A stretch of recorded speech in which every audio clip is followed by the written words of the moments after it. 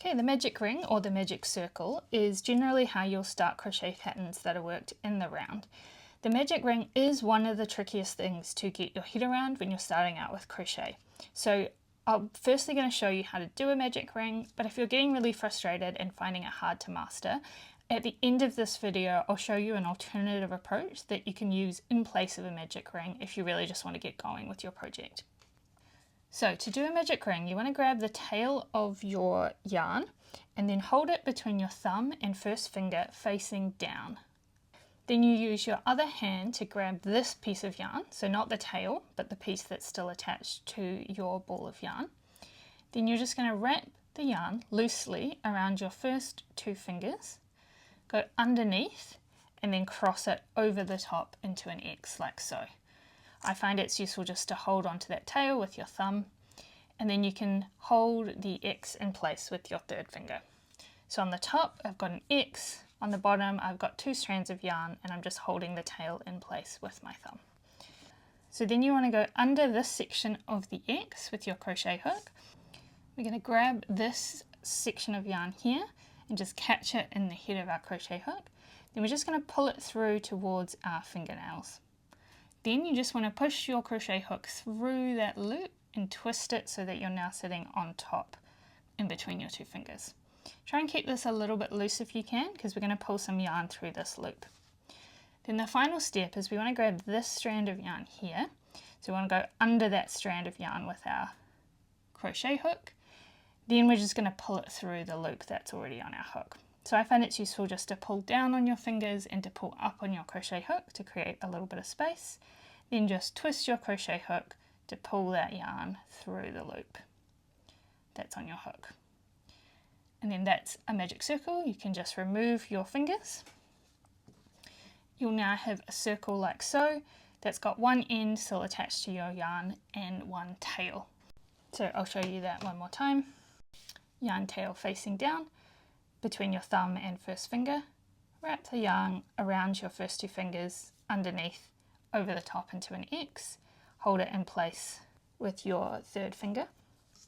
Go under this top strand of yarn, grab the second strand of yarn and pull it towards your fingernails, and then twist your crochet hook and rest it on top.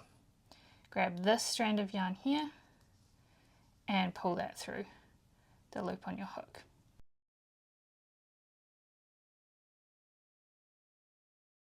Then to work into your magic circle, you want to make sure you are holding your working yarn in your left hand and that you're not accidentally using the tail as your working yarn.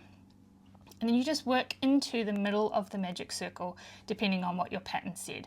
So for the purposes of this tutorial, I'm going to do 6 single crochets into the magic circle, but it will depend on your pattern what you're actually doing into the magic circle. So you just do your stitches as normal, but instead of inserting your hook into the stitch, you just insert it into the middle of the circle. I find it's helpful to hold on to the circle with my third finger and my thumb just to keep it in place.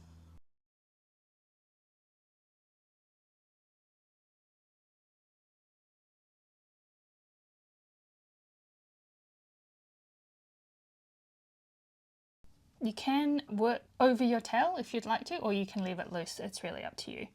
So I've done my 6 single crochets now. Once you've done however many the pattern calls for, then you can just pull on this tail piece and that will close your loop up into a little circle like so.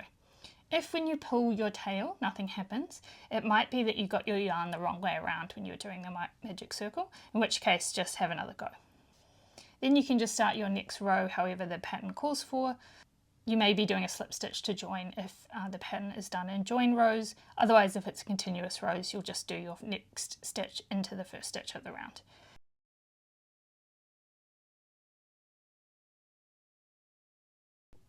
So as I said at the start, the magic circle is a little bit tricky. It takes quite a few goes to be able to get the hang of it.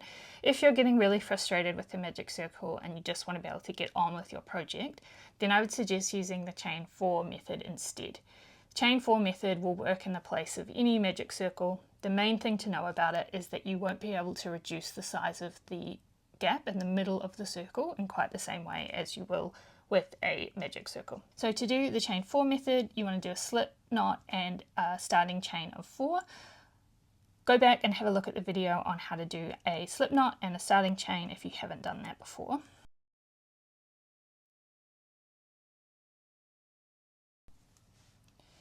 So do 1, 2, 3, 4 chains. Try and do them a little bit loosely if you can. Then we're going to do a slip stitch to join back into the first chain. So you just want to insert your crochet hook back into that very first chain that you did. We'll do a slip stitch. So to do a slip stitch, you want to yarn over, then pull that yarn through just that first loop.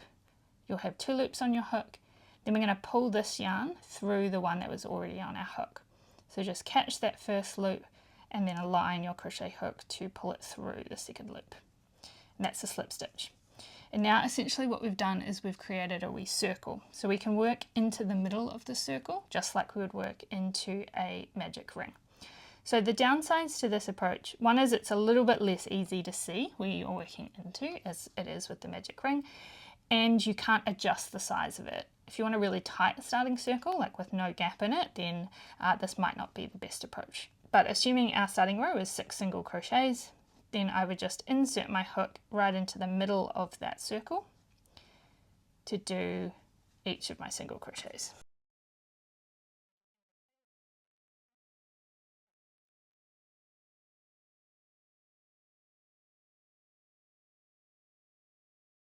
And there's my first row done. So again, you can pull on the yarn tail to try and tighten it a little bit, but it won't move very much, unlike the magic circle.